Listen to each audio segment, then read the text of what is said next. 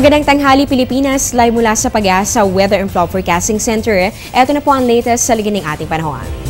Sa araw na ito, patuloy po sa pag-iral itong tail end of a cold front na makakaapekto pa rin sa central at ganun din dito sa may bahagi po ng southern Luzon. Habang ito naman pong hanging amihan o yung northeast monsoon ay magdudulot pa rin ng malamig na panahon.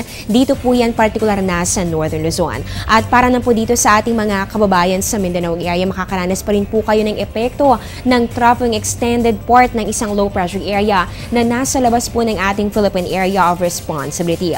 Ayon naman po kay Pag-asa Weather Forecaster Manny Mendoza, hindi pa rin po natin inaalis yung posibilidad na itong low pressure area na ito ay mabuo sa pagiging isang ganap na bagyo o tropical cyclone. Pero sa ngayon, nakikita naman po natin na maliit po yung tsansa na ito ay makapasok pa ng tuluyan dito sa loob ng ating port sa mga susunod na mga araw. Pero syempre, patuloy po natin yung babantayan sa tulong pa rin ng ating Weather Bureau. Para po sa ligid ng ating panahon ngayong araw na ito, dito po sa Bicol Region, Eastern Visayas, pati rin po dito sa May Caraga, probinsya po ng Aurora, Quezon at ng Palawan, inaasahan po natin dyan ang maulap na kalangitan na magdadala ng may hina hanggang sa katamtamang pag-ulan at pagkidlat pagkulog.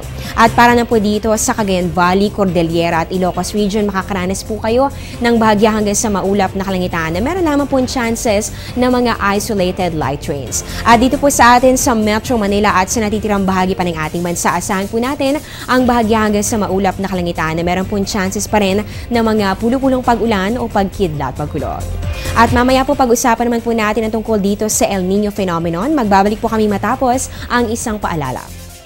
Kainan na! At syempre, hindi kumpleto kapag walang kanin. Almusal, hapunan, sa karinderya, restaurant, only rice, half rice, brown, puti. Sa bahay, opisina, pati sa eskwela. Basta, wag lang may maaksaya. Palay, bigas, kanin, wag sayangin.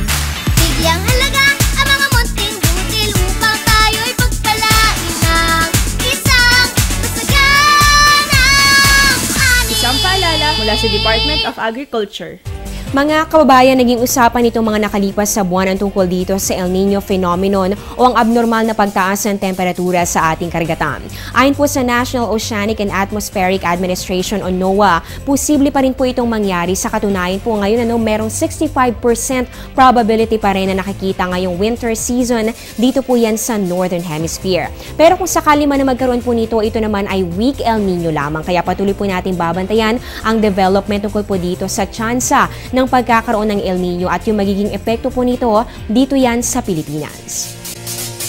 Atin po ang latest mula dito sa Pag-asa. Abangan niyo po ang susunod na updates ng ating weather girl na si April Anerio. Mamaya po yan sa News at 1. Dito pa rin po yan sa Telebisyon ng Bayan. Ako po ang inyong weather lover, Morla Rosa, na nagsasabing ang taong handa at may nahon, kayang lagpasan ang hamon ng panahon. Magandang tanghali po sa inyong lahat.